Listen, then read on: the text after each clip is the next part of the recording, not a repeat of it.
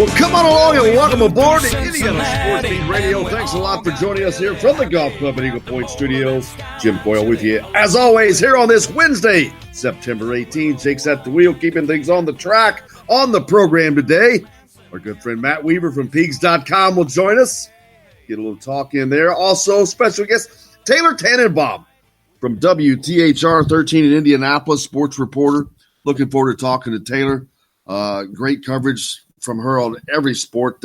Saw her recently on some NASCAR coverage. Great coverage, man. She does a great job. But Taylor's a great reporter. Looking forward to talking to her as well. Lots to get to talk about. It's UConn week for the IU football program as they try to get things back on track Saturday at noon as they take on the Huskies from Connecticut. Last night on the pitch, men's soccer, taking on Notre Dame, the number 4 ranked Hoosiers, and 10th ranked Notre Dame. Ended up in a 1-1 tie. The first half score by Notre Dame is quickly tied by the Hoosiers in the second with a great feed from Simon Weaver to freshman Herbert Endeley. And let me tell you, man, that dude is fast. See if I can get in the post-game press conference with Coach Todd Yeagley. We had fortunate to have him on yesterday. Man, if you've watched soccer, it's hard enough to get up the field nonstop because you're running all the time to begin with. But then you have to push the ball at the same time. So it's not like you can just kick it and let it go. This dude, I don't know anybody that can run as fast as him with the ball and you without the ball. He is as fast as anybody I think I've ever seen on that. And it's just amazing to watch somebody with that kind of speed roll down the pits like that. It was amazing. Trying to get to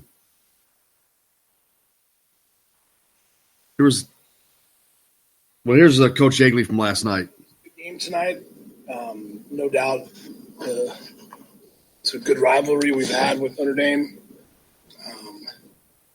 Disappointed not to get the result, considering what we created. I thought we controlled the game pretty much from the onset. Didn't feel that they were as threatening as they had been. I thought defensively we were locked in. Thought our shape was good on both sides of the ball. I thought we were able to find the areas of the game or the field that they're giving us. We exploited those pretty well. So to generate 25 shots against a good Notre Dame team was a very good positive. It's a disappointing locker room because you feel like you did enough to win the game, and that's good. I'd rather have it that way than they're certainly content to tie. So as a coach, to me, it's all about the performance improvements that we're making. We've improved in every game. Some games in areas that are very small but very important, whether it's restarts, whether it's our decisions on our build, our spacing, our combinations. I see improvements in every game. So I'm pleased with the performance. I'm pleased with the way we played. We limited their quality chances. And you do that against good teams, you're going to win more often than not. And tonight was one of those games, as we know in our sport, it's difficult to score goals. Keeper was very good. His anticipation, a couple of our finishes were excellent.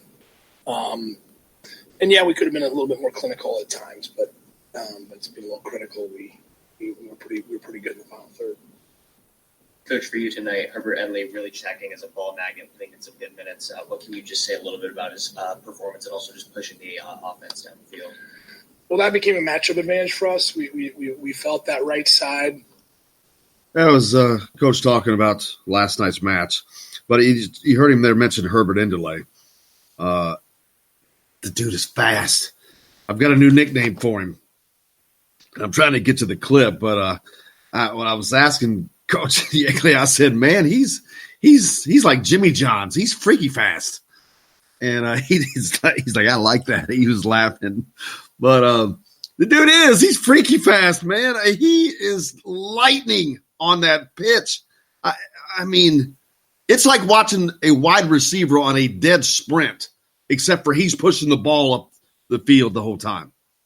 It's unbelievable how fast that dude is. And they bring him in off the bench, and it's like bringing in a rocket.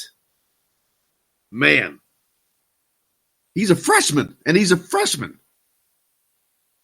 You heard him talk about that goalkeeper for Notre Dame. Dude, 6'7", man. 6'7". And then you add the wingspan in, he's got half the goal blocked half the time. That's a pretty good advantage having a 6'7" goalie. Man, he doesn't have to reach up to touch the top, just stick his hand up. He's like blocked. But the Hoosiers still undefeated thus far, 3-0-2 ties on the season right now. We'll hear from more. I'll get that segment or that clip pulled up with Coach Yeagley talking about Indele, the speed.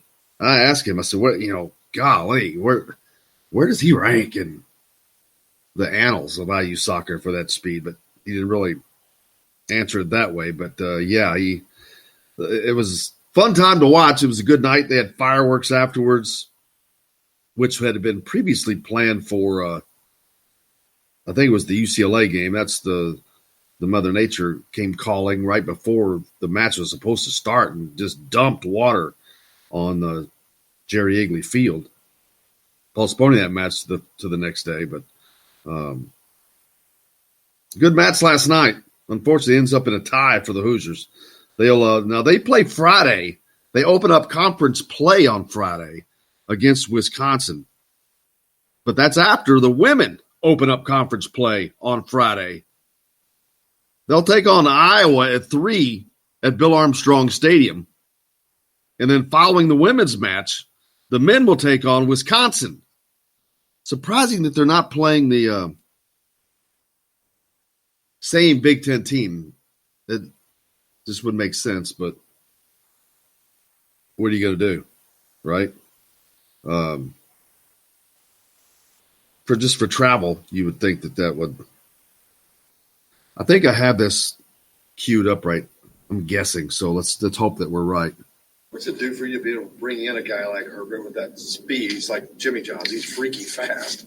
And where does he rank as far as the guys you've had over the years? He's just fast. I mean, where does he rank as far as the players? I mean, he has this unique ability that, again, the way he's able to keep the ball in close proximity as he dribbles at speed is a unique skill set. And he's so shifty. And as you notice, it's not like a lot of step overs. It's just he's get guys off balance. And once he gets you into his hip, you're not catching him. And I thought tonight he did a great job of that. So it's a difference for us. Obviously, we didn't use him as much last weekend. Tonight, we obviously wanted to get him hot in the game, and we ride guys. I mean, I don't think the script had us playing Herbert as much as we had played him tonight, but that's where performance will trump kind of the script, if you will, and he did a great job. Yeah, man. Freaky fast.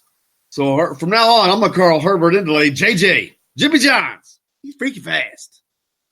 But head coach was laughing when I asked that, so that was a good time. But, they play again on Friday.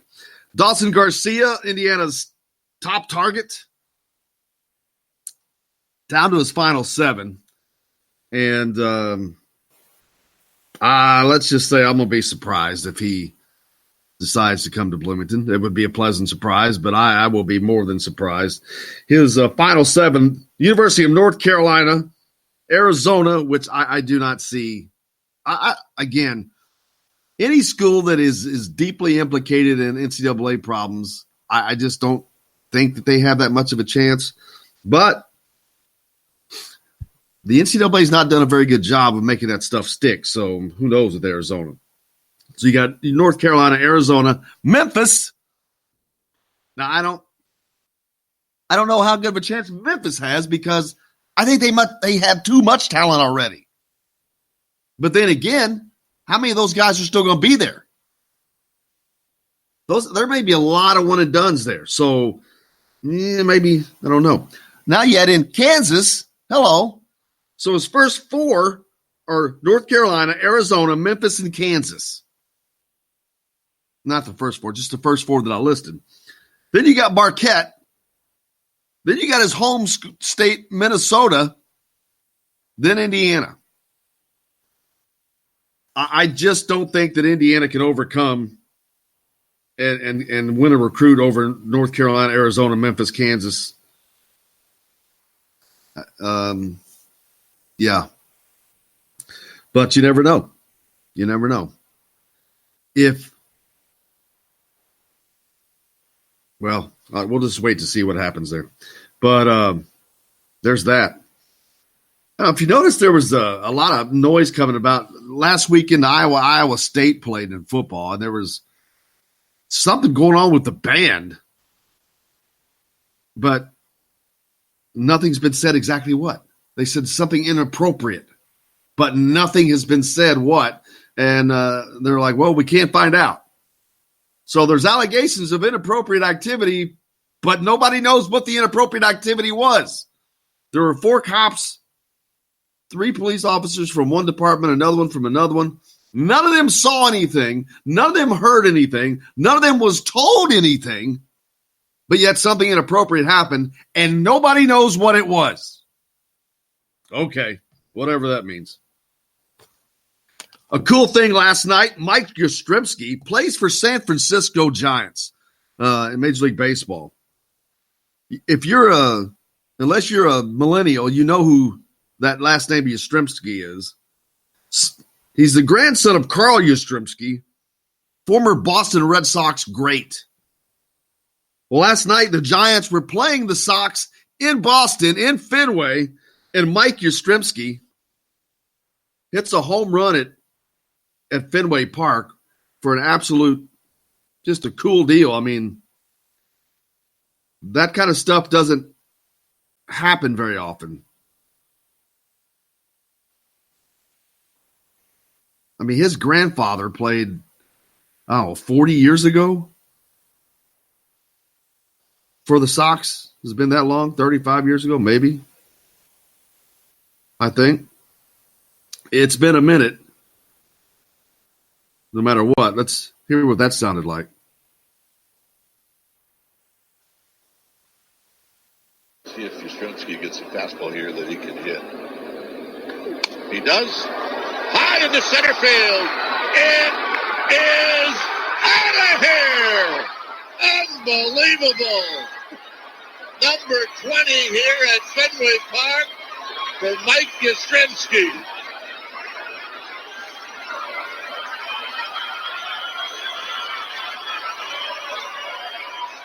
The emotions he must be feeling right now. He's trying to keep the poker. Trying to keep the poker face. Yeah, very cool deal, man. That's awesome. Carl Yastrzemski was one of the greats of Boston Red Sox history, but San Francisco was playing in Boston, the little interleague play. Of course, the Giants, that's where, who's the IU guy that plays for them? There you go, Alex Dickerson. Also having a good year, but just kind of a cool deal. This weekend, IU volleyball is in Tampa. IU football, of course, taking on UConn. You know what? It's a bad time to be a quarterback, man. Last weekend, Indiana, Louisville, Kentucky, Purdue all had to go with backup quarterbacks. Now add in Drew Brees got hurt with the Saints. He's going to be out 6 weeks. Ben Roethlisberger for the Steelers, done for the season. Texas Tech without their quarterback now, and I don't know who else, but that is a ton. It's like, woo, bad time to be a quarterback. Bad time to be a quarterback. Hey, we got a lot. What's that? Sam Darnold has mono. Yeah. Oh, yeah, that's right. The Jets. The Jets were without their quarterback the other night, Monday Night Football, because he's got mono. It's like, what are you, a high school kid making out with somebody? What's going on with that? That's nuts. And then, and he with the Jets, so they bring in their backup quarterback. He doesn't last long. He goes out with an injury. Oh, it was gross. He got tackled by his leg just folded up underneath of him, but it wasn't as bad as it looked, I guess, because I didn't put up with the latest stats. He was able to at least eventually jog the locker room, but it looked ugly. Looked ugly. Man, hey, we got another great show coming up today. Matt Weaver from Pigs.com will join us in the next hour. Taylor Tannenbaum from WTHR in Indianapolis is going to join me as well. Look forward to all that. Tons more. Stay tuned. Indiana Sports Beat Radio.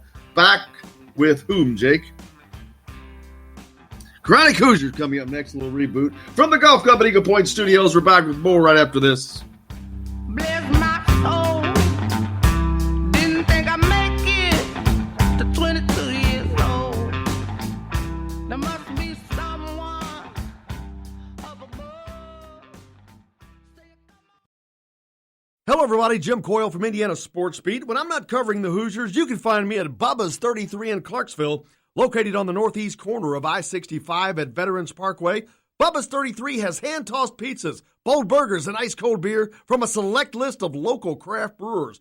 An incredible food selection, all made fresh daily. Whether you're meeting the team for that post-win meal in the family dining area or meeting friends for happy hour to watch the game on one of Bubba's 50 TVs. Bubba's 33 in Clarksville. Pizza, burgers, beer. We all want a winning smile for those championship photos, and that's exactly what you will get at Reynolds Family Dentistry in Sellersburg. Reynolds Family Dentistry has been serving the dental needs of Hoosier families for over 30 years. Let Doctors Roger and Jay Reynolds take care of your family. Just off of I-65 at 809 South Indiana Avenue in Sellersburg. Call 812-246-3368. That's Reynolds Family Dentistry, 812-246-3368.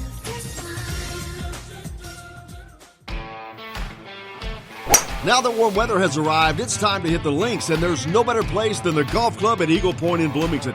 Voted best golf course by the readers of the Bloomington Herald-Times, the golf club at Eagle Point is under new ownership, has new fairways and bunkers, and it's open to the public. When the round's over, there's cold beer and a full menu at the Eagle Point Pub and Bistro. Call 812-824-1100 to make a tee time. That's 812-824-1100. The golf club at Eagle Point in Bloomington. This is A.J. Moye. This is Dan Dockett. Hey, this is Michael Lewis, former Indiana basketball player. This is Indiana football coach Tom Allen. This is Jim Coyle with the Indiana Sports Beat. You can always like and follow us on Facebook. Always follow the show rebroadcast on iTunes, Google Play, iHeartRadio, Spotify. TheDailyHoosier.com is a great place to sign up for each and every day. Or, of course, on 97.7 The Ref in Evansville. For the best recycling and waste removal service, turn to the area's leader, Sweetland Waste Removal and Recycling, a homegrown company serving southern Indiana since 1995. Sweetland Waste Removal and Recycling serves Floyd, Clark, Harrison, and Washington counties. For excellent service and peace of mind, call Sweetland Waste Removal and Recycling today at 812-944-5642. That's 812-944-5642. Keep life sweet with Sweetland Waste Removal and Recycling. I'm Rain Shaddy, and I'm a Hoosier. As a toddler, you could always find me running around in a cream and crimson onesie and a red IU hat reminiscent of those worn during the world-famous William Tell timeout, shouting, "Go Hoosiers!" Like many other alum, I chose to make Bloomington my home. As a civic and alumni leader, I have become very knowledgeable about our community and would love to share my insights with you as your realtor. Find me on Facebook or call or text me, Ryan Shaddy, with FC Tucker Bloomington Realtors at 765-623-9093. You're on the line with Jamal Meeks, former Indiana Hoosier, number 23, 1992. And I'm on the beat with Jim Coyle. Today's guest is brought to you by Reynolds Family Dentistry of Sellersburg. You need $1 million smile for those championship photos, and that's exactly what you'll get with Reynolds Family Dentistry.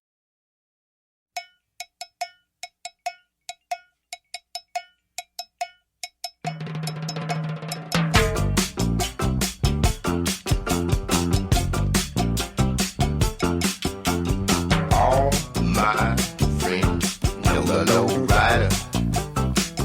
Welcome back to Indiana Sports Beat, of course, coming to you from the Golf Club at Eagle Point Studios here on this Tuesday, September 17th. Our man, Chronic Hoosiers, on the line. Chronic, how is it going, brother? Oh, I'd like to say it was as good as usual, but after the beating we just witnessed this weekend, probably not as rosy as what I'd like to be feeling this time of the week coming off of week 3 of the new football season. But we're getting by. I don't think it's I'm not quite in the fatalistic camp yet. I'm not ready to jump off any bridges. But I tell you, we talked earlier, this is one of those things where you kind of got to take everything early in the year with a grain of salt. There's blips, there's data points. But once you start being able to connect them, then you start to have trends, you start to have habits emerge, patterns. And there's some troubling patterns for the IU football team right now. Namely, they pretty much have proven themselves to have some struggles when it comes to running the football, blocking for the football runners, tackling the football carriers, catching footballs thrown to them. That pesky tackling thing.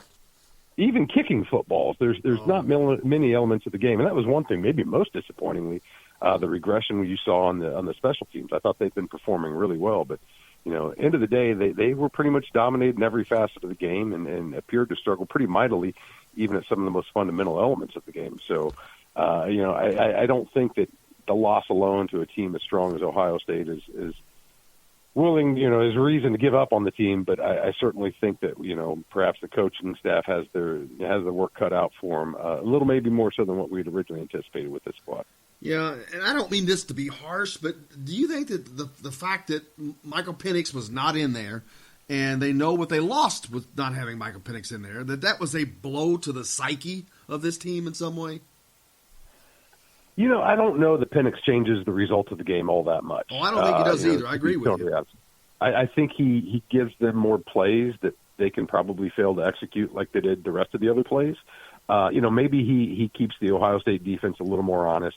Maybe he pads the rushing numbers a little bit. Because let's be honest, you take Peyton Ramsey's stats out of the game, Indiana would have had, just running backs, not including the quarterback here, Indiana had 17 attempts for a total of 28 yards with ball runners, not the quarterback. So, maybe maybe Penix gives him a little bit more yardage on foot. But I think more than anything, he probably Ohio State has to guard more of the field. And I think we saw some of Peyton Ramsey's liabilities on display. I think the Ohio State defense knew exactly what they had to defend. And, let's be honest, though, regardless of who's under center, what happened on the line on both offense and defense for Indiana was pretty problematic because, when you're getting completely dominated in the trenches like they were on both sides of the ball on virtually every snap of the game, I don't think it matters. You got Joe Montana in that backfield. You're not going to see a whole lot of a boost in production numbers just because they could not get the job done up front in any way, shape, or form on offense and defense. And it's really tough to compete when you're losing at the line. Yeah, and it's not a shock on the defensive side because you got a bunch of guys that are all youngsters. They're learning. It's a lot of inexperience. But on the offensive side, I know they're not the deepest, but the 5 guys they got in there, I thought that they were kind of solid on. And, man, they couldn't run the ball. Peyton Ramsey was running for his life half the time. You got to be able to hand the ball off or get enough time to throw the ball. And there was some missed throws, of course, but it was just like nothing went right. No, you're starting to see an offense where it's very clearly going to be a pass-dominated offense. But eventually you've still got to be able to run the ball just to set up some of those passing plays. And, as you just mentioned, quarterback's got to be upright and got to be able to have his mechanics in order if he's going to get off, some completions. And they can't do anything right now, or at least couldn't do anything right now in that regard, mainly because he had no time, he had no space. It was really a difficult day for the Indiana offense. And, credit to Ohio State. They look like men among boys out there.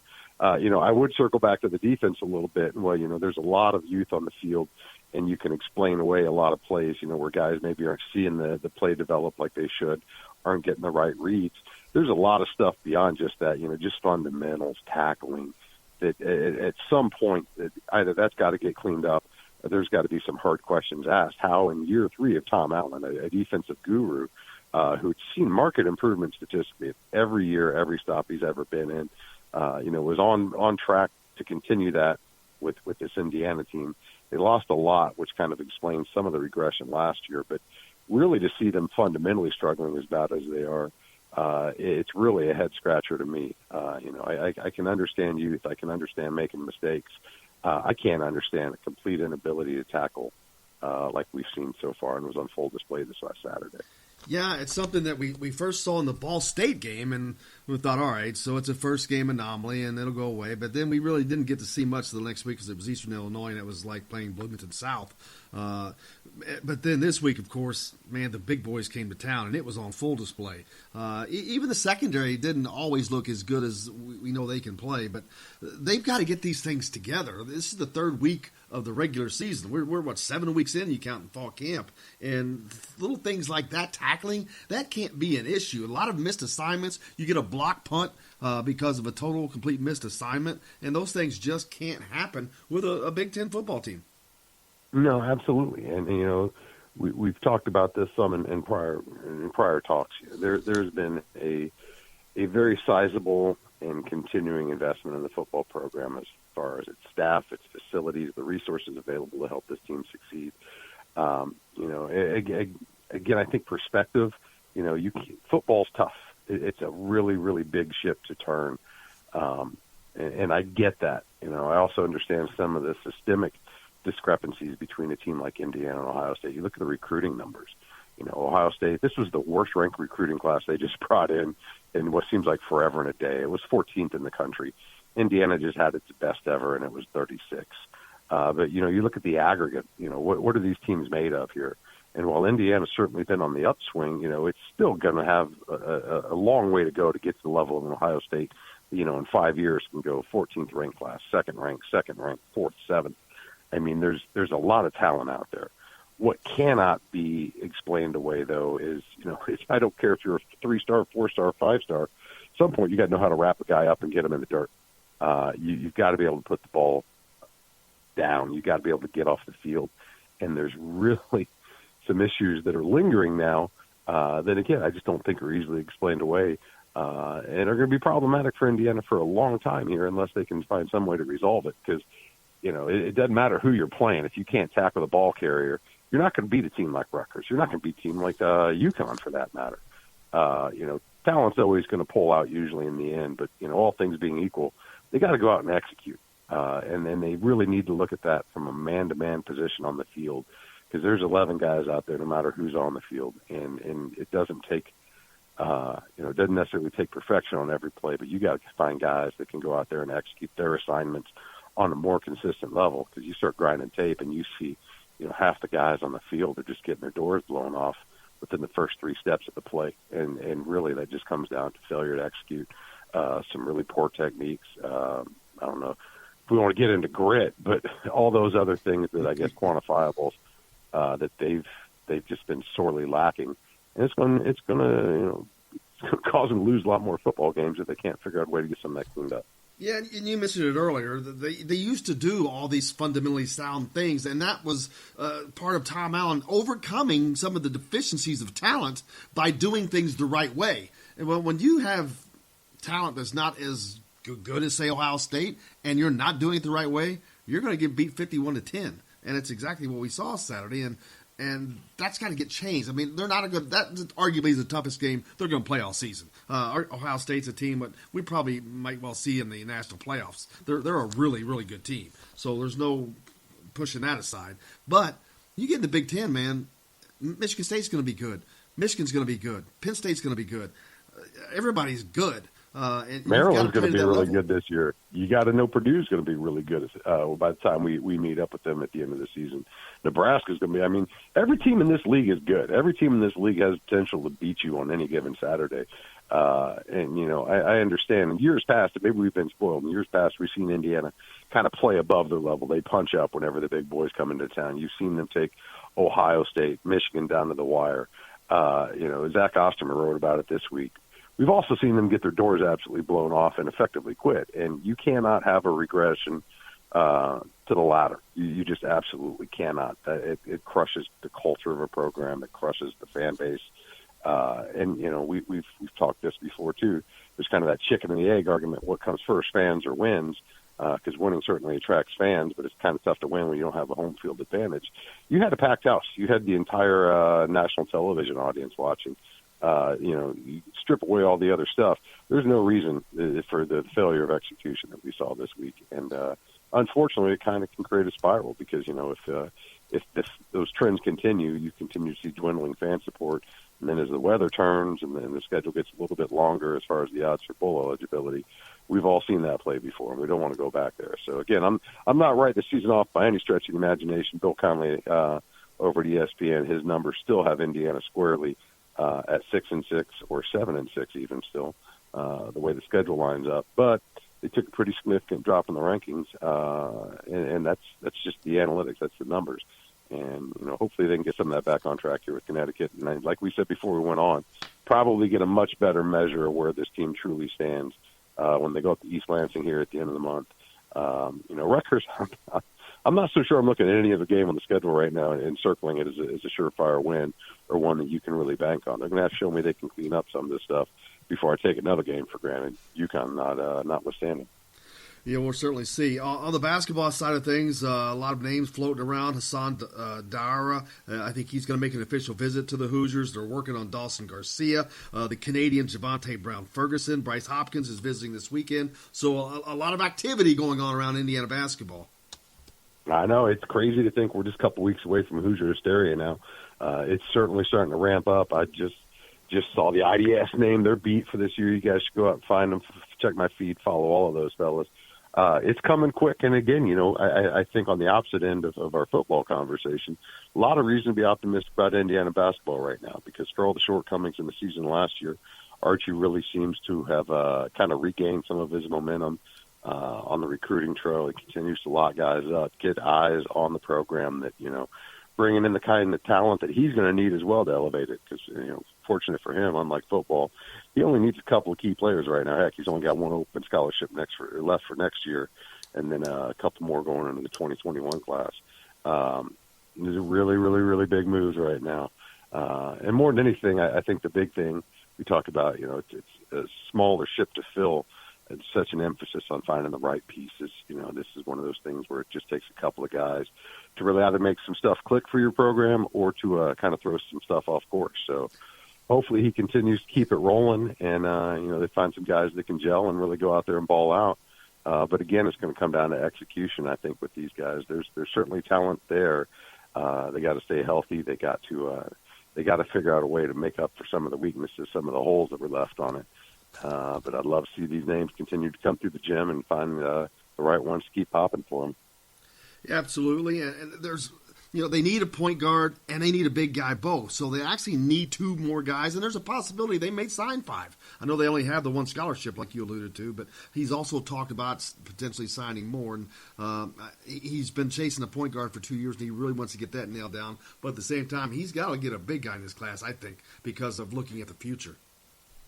I do too, and you got to wonder how this is affecting Rob Fennessy's workouts in the offseason. All this talk about need for another point guard. I feel pretty good where we are about point guard. I'd certainly like to have a little bit more depth there, a little backup. It's going to be tough to necessarily kind of get that balance. Ideally you kind of want a veteran and a younger guy so that you have that continuity throughout the graduation cycles. But my guess is that's got Rob in the gym even more. As far as filling out the Scully for this coming, or I guess next coming season rather, I'd certainly like to see a big over point guard. But at this point, I'd take either, and I'm kind of in your camp. I wouldn't be surprised to see him sign five and just see how everything shakes out in the end. Absolutely. We'll see who those guys end up being as he's trying to round that class out. Some good news on the Indiana side is how about the women's programs over the weekend? Both women's volleyball and women's soccer go to Lexington, Kentucky. Both beat Kentucky on the road, man, and probably none bigger. I don't know that either was bigger than the other because Kentucky volleyball was ranked number 15, so that's a huge win for Steve Aird and crew, getting that road win over a ranked team. But yet the Kentucky soccer team was undefeated, and so the soccer program is one that's very young as well. So both huge wins for those two programs.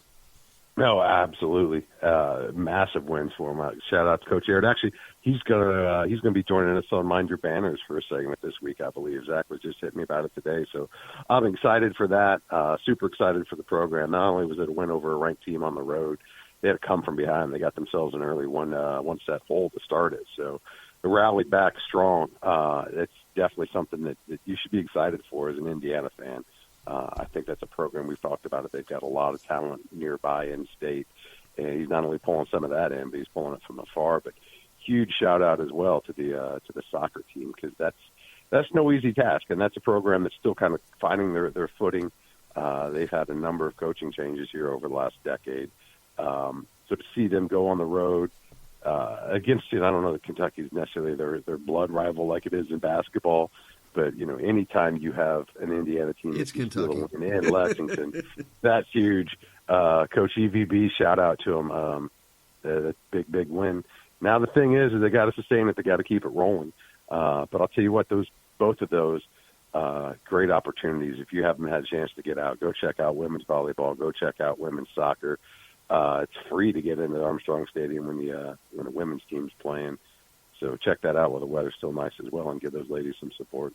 And speaking of Armstrong Stadium, it will be rocking tonight, Chronic, at 7 o'clock out there. The Hoosiers, number 4 Hoosiers, hosting the number 10 Fighting Irish of Notre Dame. It's always a big match.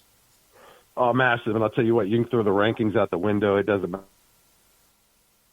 matter if these guys are number 1 and number 2. If they're both unranked, every Indiana Notre Dame soccer match is one for the books. You want to be there. You want to check it out.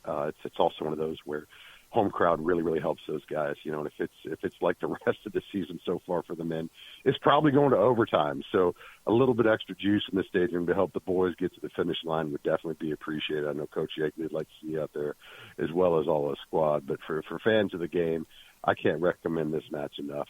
It's always one to circle because it's going to be a heck of a fight, man. Those are two perennially great teams. A lot of respect for Notre Dame and the way they play ball. They always give Indiana a tough fight. Like I said, rankings don't matter. It's just these are two really sound clubs going against each other. So love to see everybody out there tonight. Love to see Hoosiers stay undefeated here. He's faster than a speeding bullet, able to jump tall buildings in a single bound. You know him, you love him, you can't live without him. Chronic Hoosier, brother, I can't thank you enough, as always. Hey, appreciate it. Thanks as always for having me on. We'll catch you guys next week. You bet, brother. Have a great week. Chronic Hoosier joining us here as he does each week on Indiana Sports Beat. We've got more coming up from the Golf Club at Eagle Point Studios. We'll be back with that right after this.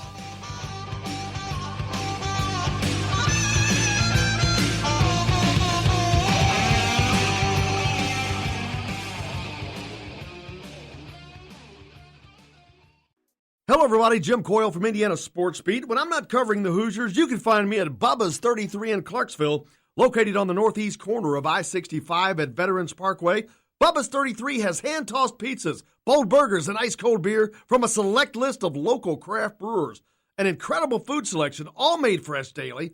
Whether you're meeting the team for that post-win meal in the family dining area or meeting friends for happy hour to watch the game on one of Bubba's 50 TVs.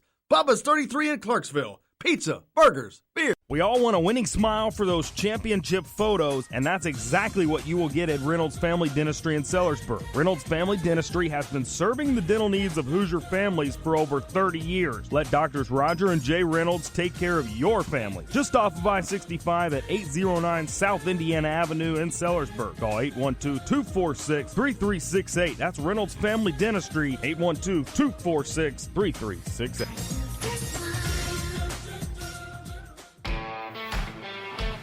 Now that warm weather has arrived, it's time to hit the links, and there's no better place than the Golf Club at Eagle Point in Bloomington.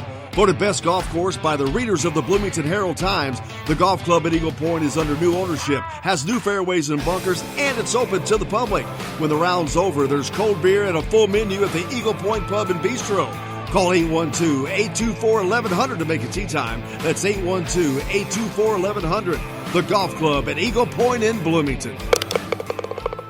This is AJ Moye. This is Dan Dockett. Hey, this is Michael Lord, former Indiana basketball player. This is Indiana football coach Tom Allen. This is Jim Coyle with the Indiana Sports Beat. You can always like and follow us on Facebook. Always follow the show rebroadcast on iTunes, Google Play, iHeartRadio, Spotify.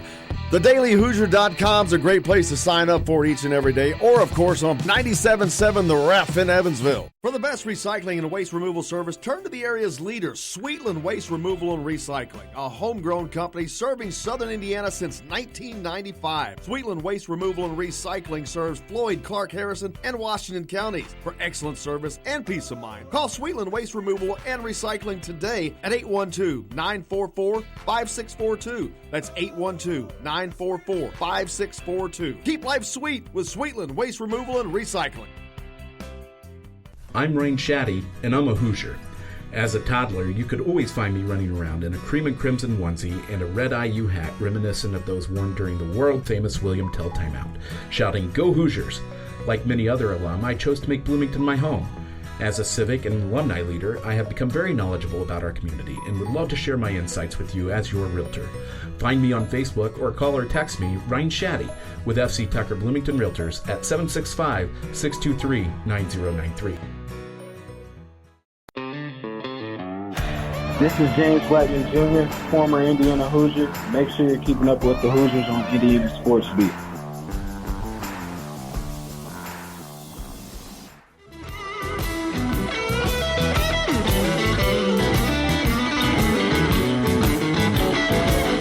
Welcome back to Indiana Sports Beat Radio. Of course, coming to you from the Golf Club at Eagle Point Studios here on this Wednesday. It's Hump Day, September 18th. Get you over the hump today. On the program later on, the next hour, Matt Weaver, Peaks.com. Looking forward to catching up with Matt.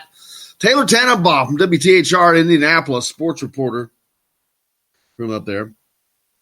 Known Taylor for about a year. She does some great reporting. Looking forward to talking to Taylor. Don't forget to hit us up on the text line. Any questions or comments? 812-269-6367. That's 812-269-6367. I let my phone close. Tim did. I know we really want Garcia, but what happened to Zach Loveday? He was supposed to put out a list and schedule visit here in August, September, then possibly commit an early signing period in November. Well, didn't he already commit to West Virginia? I can't remember. It's so hard to keep up with all these guys. Yeah, I don't recall. I can't remember how to pull that up. Did he already commit? I think he might have. I think he just might have decided to go to West Virginia, but I cannot remember for sure. It's hard to remember all these dudes. But not committed yet. Not committed yet. So his process has slowed down for whatever reason. But you haven't heard his name on the IU radar much lately, which usually tells you something. But since he hasn't committed, who knows? But, I've said it for the last couple of weeks, and I'll say it again. Indiana desperately needs to land a big man in this class. They need a point guard, but they've needed a point guard for 2 years. I know Indiana fans are really excited about the recruiting. I don't think they should be, but they are because they got a couple of Indiana kids on there. Because they got anybody, I guess. Jordan Geronimo, I think is a good get. I think he's going to be a fantastic player. But I think they got lucky with him. He's a kid that thought he was going to go play Division III. The next thing you know, a big school like Indiana comes along and he comes here and says, oh, my gosh, I have this opportunity. Boom, I'll take it. He commits the day after his visit. And then their other recruits are Indiana kids. But they're all playing the same position. The roster is out of balance from a positional standpoint. They have been seeking a backup point guard for 2 seasons without success. 2 seasons from now, they are going to be depleted on the front line, potentially down to Race Thompson. Deron Davis will be gone.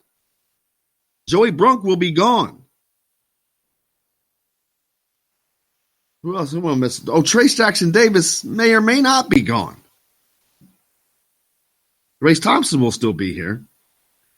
But who's going to play the front line? These 6'5", 6'6" guys? And you just saw the Dawson Garcia's list. His list of 7 came out. The fact that you have North Carolina, Arizona, Memphis, and Kansas on there. How many times have you seen Indiana beat any of those schools in the last 3 years for a recruit? Who have they beaten or gotten The only one I can think of is Romeo Langford, a hometown kid. Not only have they not beaten these schools with a single recruit from outside of the state of Indiana, they've barely landed kids from outside the state of Indiana. Geronimo was the first since, say, Erase Thompson, I think.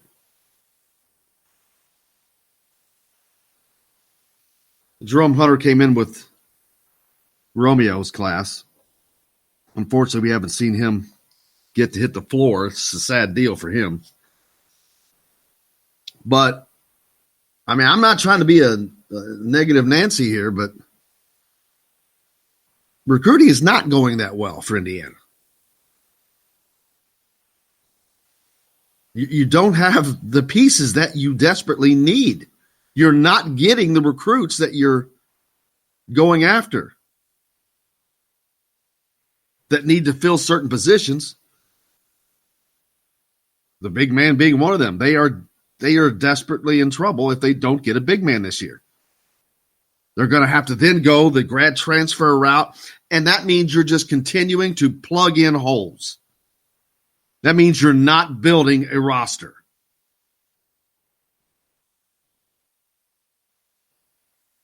I've given my reasons why. They're based on facts.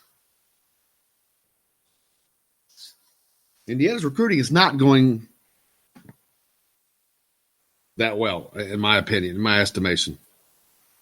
Now, if you listen to the fan pages and the fan operative sites and any podcast that's done that's like considered a fan, which is all of them are fan-sided, you're going to get a different opinion.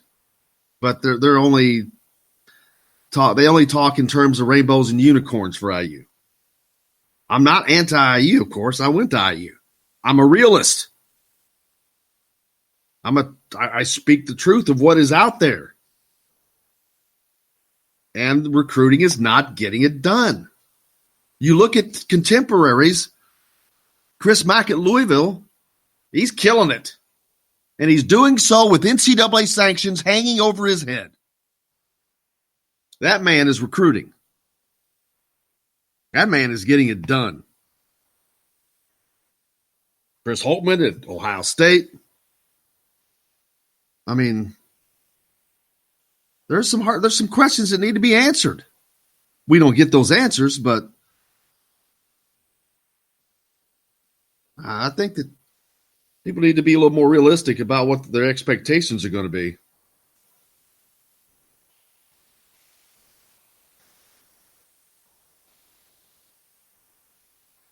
Hopefully it goes in a direction. Hopefully that starts to change, but it usually takes a couple things. It usually either takes winning, which they don't have that. They've been 16 and 15 the last 2 years, or it takes a dynamic coach to come in and sway some of these people. Apparently that's not getting done. I mean, that's just my opinion, but I don't think that opinion is off. I wish I had somebody on here to bounce that off of. The Todd Father. We'll do that on Friday.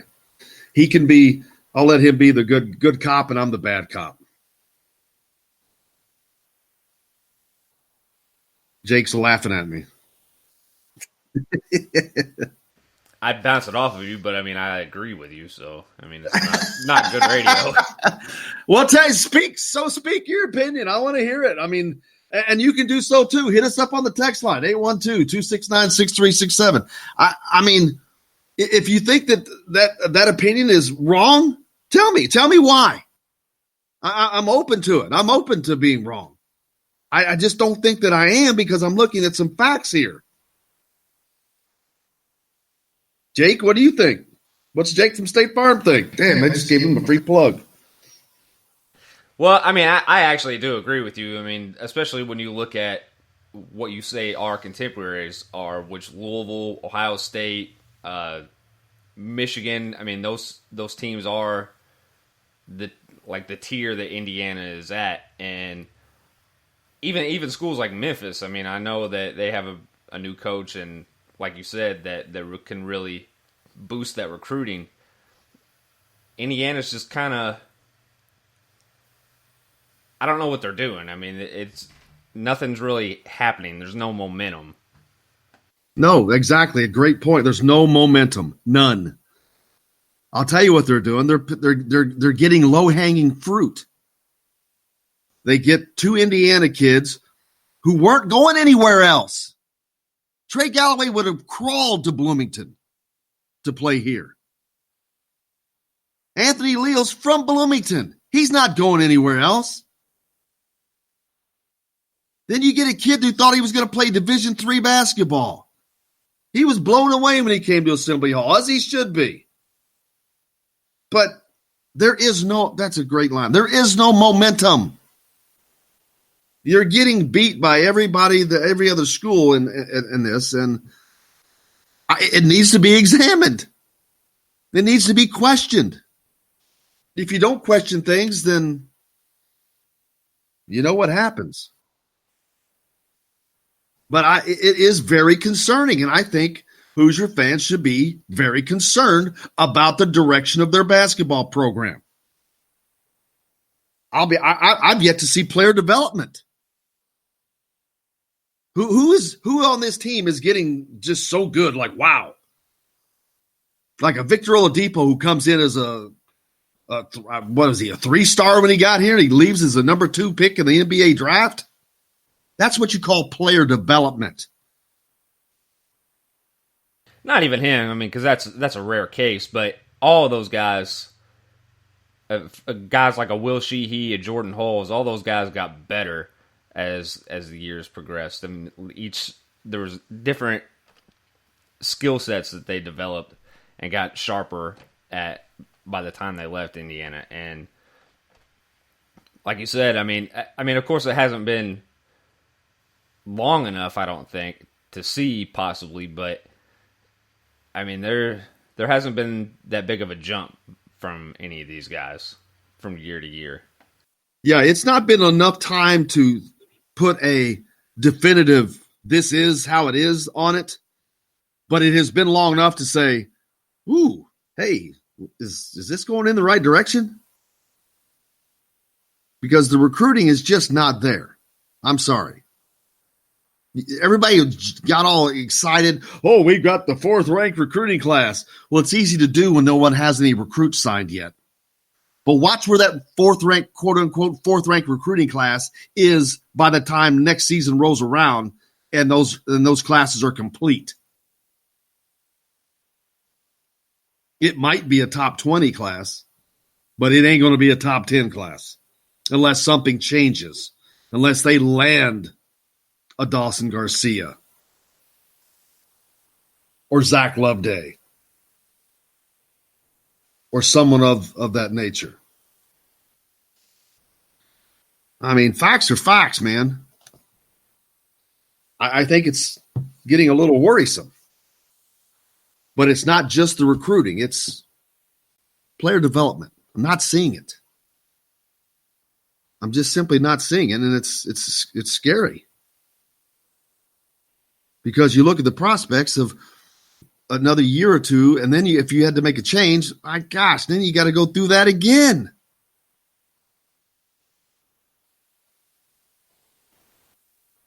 Let's hope it's not the case. Hope things change. Hope Dawson Garcia, somebody decides to come to Bloomington. You know, they've got a lot of visits coming up. Talked about yesterday, they're talking to a kid from Canada. What was his name? Javante Brown Ferguson. You got Bryce Hopkins coming, but he's a kid from next year. I mean, that's you cannot have. Indiana is a program that is not in a position to have an empty recruiting class. One that, and by that I mean one that is just so. You need to have some pop. When you go 16-15, you need some pop. And they definitely need that. Hopefully that comes around, and hopefully you get that. Tim texts in, saw Garcia has Memphis on his final 7. They have no scholarships left. That's for this season. What about for next year? Do you know anything about the Candy Stripes 3? No idea about that. I have no idea what that is at all. Sounds fun. I'd say sign me up, but those days are past. Hey, that's you, Jake. That sounds like something for you, man. We'll have to get Tim to text in some more information on that. The Candy Stripes 3 versus 3 Classic. 3-on-3 Classic. Send us more information about that, Tim. Hey, that's going to wrap up this hour. We got a lot more coming up here on the program. Matt Weaver from Peaks.com is going to join us. We'll talk a little football as Indiana gets things back on track this weekend against Connecticut. Taylor Tannenbaum from WTHR 13 in Indianapolis, also a sports reporter there, coming up next. Thanks a lot. We got more coming up here from the Golf Club at Eagle Point Studios. Indiana Sports Beat Radio, back with more right after this.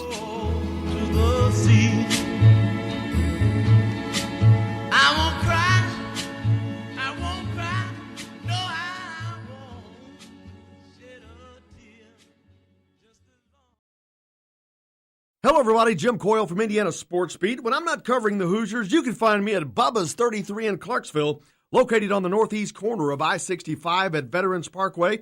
Bubba's 33 has hand-tossed pizzas, bold burgers, and ice-cold beer from a select list of local craft brewers. An incredible food selection, all made fresh daily. Whether you're meeting the team for that post-win meal in the family dining area or meeting friends for happy hour to watch the game on one of Bubba's 50 TVs. Bubba's 33 in Clarksville. Pizza, burgers, beer. We all want a winning smile for those championship photos, and that's exactly what you will get at Reynolds Family Dentistry in Sellersburg. Reynolds Family Dentistry has been serving the dental needs of Hoosier families for over 30 years. Let Doctors Roger and Jay Reynolds take care of your family. Just off of I-65 at 809 South Indiana Avenue in Sellersburg. Call 812-246-3368. That's Reynolds Family Dentistry, 812-246-3368.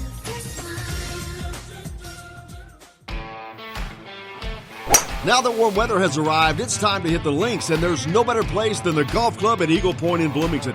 Voted best golf course by the readers of the Bloomington Herald-Times, the golf club at Eagle Point is under new ownership, has new fairways and bunkers, and it's open to the public.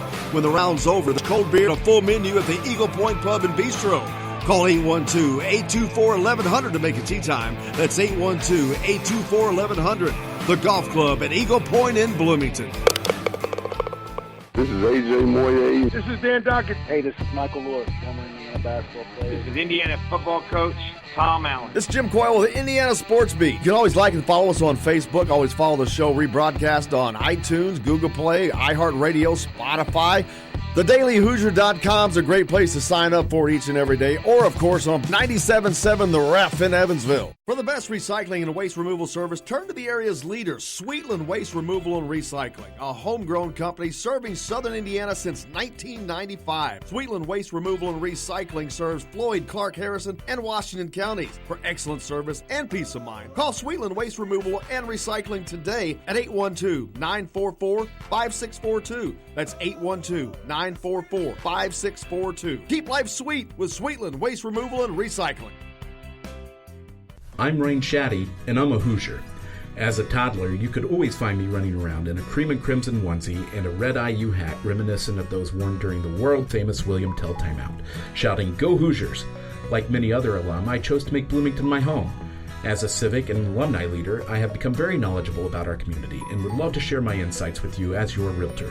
Find me on Facebook or call or text me, Ryan Shaddy, with FC Tucker Bloomington Realtors at 765-623-9093.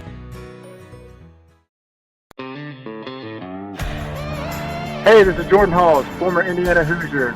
Keep up with Indiana sports on Indiana Sports Beat.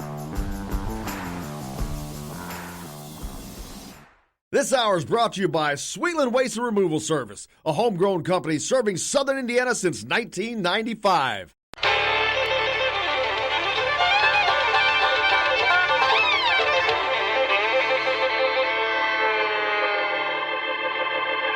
Well, we're coming to your city. Gonna play our guitars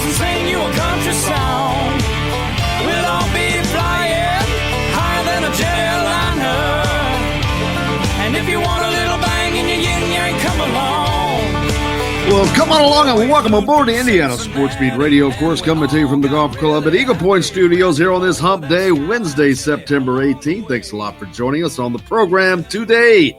Matt Weaver from Peach.com will join us in the next segment. Taylor Tenenbaum, WTHR 13 in Indianapolis, sports reporter anchor up there. We're also looking forward to talking to Taylor. Friend, known her for about a year now and does a great job reporting. Really saw a lot of her stuff on the NASCAR race from the Brickyard this year. Excellent stuff, man. But looking forward to talking to Taylor. Last night, some exciting things happened up in Fenway in Boston. Mike Yastrzemski, the grandson of Carl Yastrzemski, hits a home run at Fenway Park. Wow, what a cool deal for that to happen. Mike Yastrzemski currently plays for the San Francisco Giants, who were in town with some interleague play, so pretty cool there.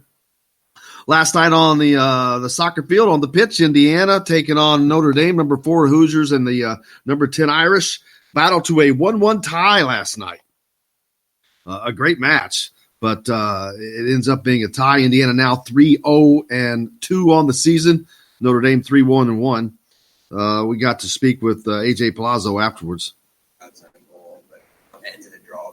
How satisfied are you with tonight's performance?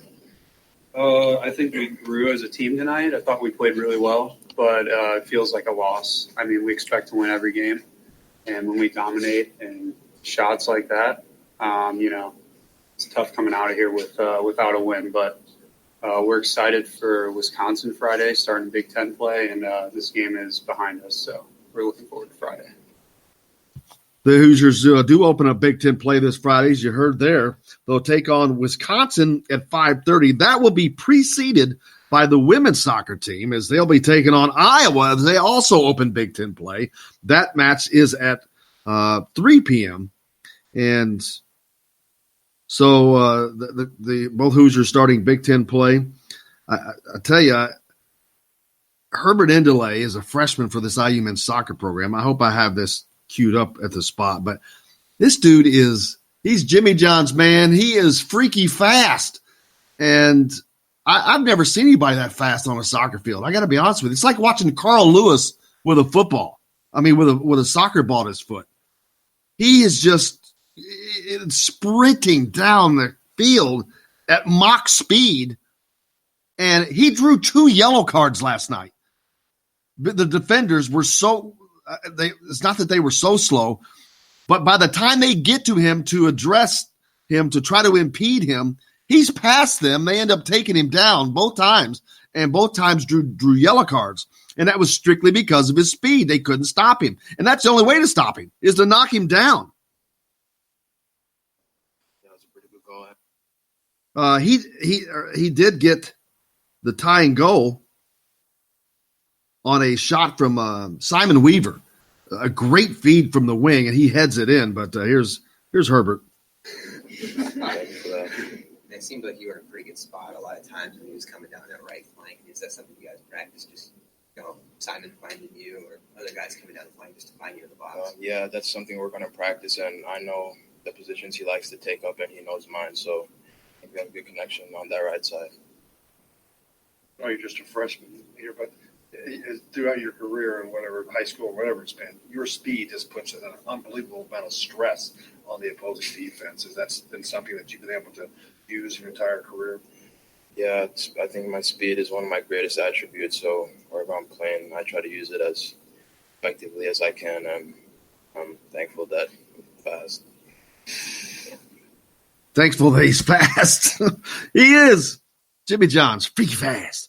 I said that to Coach Yeagley and during his press session, and he just laughed. He said, "I like that." But the Hoosiers back on the pitch on Friday, doubleheader, man.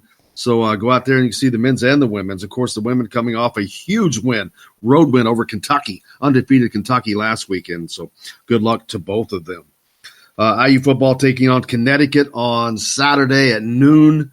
As they try to get back to biz, move on to 3-1 on the season. If they can get that win, they are a 27-point favorite at the moment. So that should not be a problem. We'll talk with Matt Weaver more about that in the next segment. Dawson Garcia, can't speak, Dawson Garcia down to the final 7. Indiana made the cut. I got to be honest with you, I'm not feeling that good about it, but that list includes North Carolina, Arizona, Memphis, Kansas, Marquette, Minnesota, and Indiana. You can't rule out Minnesota because that's where he's from. Marquette is doing a bang-up job recruiting. They got a lot of good guys coming in. Then, of course, you don't have to say much other than Kansas, Memphis, Arizona, and UNC. Tim texted in earlier that Memphis is out of scholarships. Well, this is for a new class. So, number one. And number two, I'm quite certain that some of those spots will be opened up for having one-and-dones gone when that rolls in. Hit us up on the text line with questions or comments, 812-269-6367, like Ryan from Whitmore, Lake Michigan. I cannot talk today. I am optimistic about this basketball season. I think Franklin will burst into the scene and contribute fairly quickly. Who's Franklin? What am I missing? What? Oh, Armand Franklin. Yeah, well, yeah, but that's not the issue. They're good at that position. He's I'm not sure. He's not really a point guard, is he? He's more of a 2. Yeah, so they're stock full at the 2s. See, that's the thing. They're overfilled at the 2-3. They got all the 2s and 3s that they can muster. And that's fine. And I don't disagree with you there, Ryan, that he'll do a good job. It's not that. It's they got positions that they are woefully undermanned. Point guard, there is no backup point guard. There hasn't been a backup point guard. That's a true point guard. Yeah, they can stick Al Durham in there, move him over from the 2 spot, or they can stick in Devontae Green, move him over from the 2 or the 3, mainly the 2 spot. But these are all 2s, man. They got more 2s than they can. They're all stocked up there. It's the other positions where they're hurting, basically. Tebow text in, saw a post that tournament. Oh, they're talking about the 3-on-3 tournament is organized by the student athletic board. Can't find anything about it. We'll put Jake on that because he may be playing in that, man. Jake's a hoopster. Our man Jake is hoops it up. So you better be checking that out, man. The 3-on-3 Candy Stripe Classic. That's right up your alley. Cookies and Kareem coming to Assembly Hall. What's that? Cookies and Kareem coming to Assembly Hall. Is that you? Is that your nickname on the court? Cookies and Cream? That's our team name. Oh, you probably shouldn't have said that on the air. Cookies and Kareem, like Kareem Abdul. Oh, gotcha. Pretty funny. I like that. What's the cookies? I didn't come up with the name, so. Good enough. Oh. I just play. Hey, Rick Pitino, remember him? He reached a settlement with the University of Louisville. He was suing them. I think he was suing them for like $40 million. He's going to end up getting a big fat zero. No money. But what happened was they changed his record from being fired to resigned. That's it. That's the win. So there you go. Hey, it's a bad time to be a quarterback. You know, of course, Indiana without Michael Penix right now, and he's day-to-day. And I'll be honest with you, I don't expect him to play this week, mainly because they don't need him. They're a 27-point favorite over this team. So I would imagine they're going to rest him because the following week they play one of the top defenses in the country in Michigan State in East Lansing. But last weekend, Louisville, Kentucky, Purdue, Indiana, all with backup quarterbacks. You had the Drew Brees of the Saints went down. He's out for 6 weeks. You had Ben Roethlisberger, the Steelers. He's done for the season. Texas Tech without their quarterback. It's rampant. It's rampant. Another text in the show. Did you know Bob Knight introduced the Candy Stripes in his first game in 71? Did know that. I believe he borrowed that from the swim team, actually. He saw that and liked it very much, but it has been a a key component ever since, and something that Indiana is now known for. It's moved on to the women use it. It's been incorporated into football uniforms, basically everybody. See that. Now, the one thing that aggravates the crap out of me, though, is when you go to another school and you see somebody wearing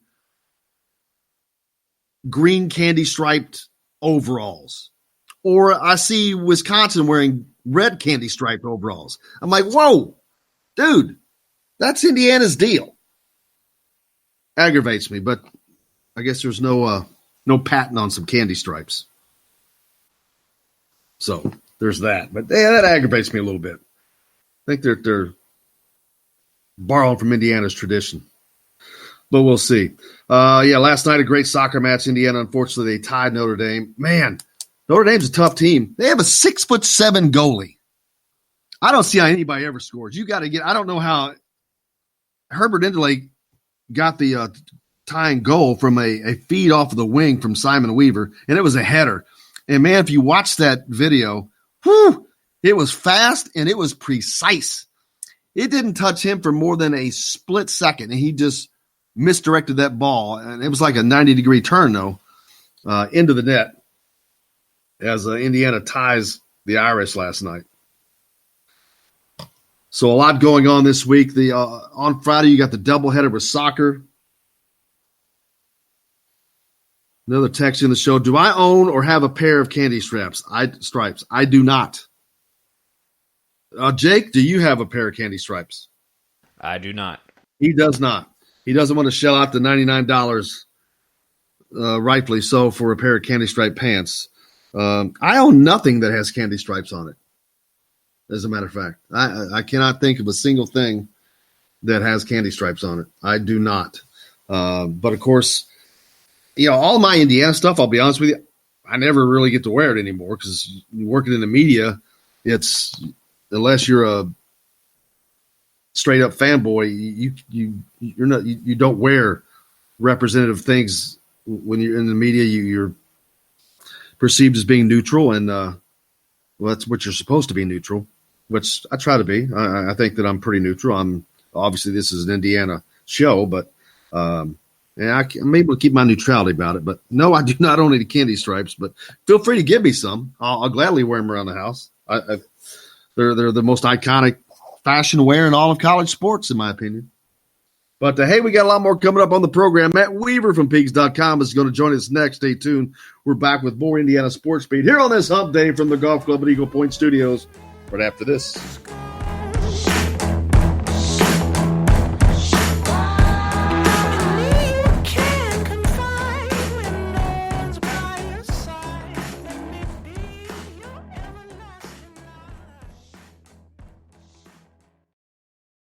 Hello, everybody. Jim Coyle from Indiana Sports Beat. When I'm not covering the Hoosiers, you can find me at Bubba's 33 in Clarksville, located on the northeast corner of I-65 at Veterans Parkway.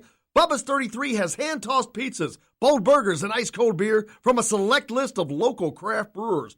An incredible food selection, all made fresh daily. Whether you're meeting the team for that post-win meal in the family dining area or meeting friends for happy hour to watch a game on Bubba's 50 TVs. Bubba's 33 in Clarksville. Pizza, burgers, beer. We all want a winning smile for those championship photos, and that's exactly what you will get at Reynolds Family Dentistry in Sellersburg. Reynolds Family Dentistry has been serving the dental needs of Hoosier families for over 30 years. Let Doctors Roger and Jay Reynolds take care of your family. Just off of I-65 at 809 South Indiana Avenue in Sellersburg. Call 812-246-3368. That's Reynolds Family Dentistry, 812-246-3368.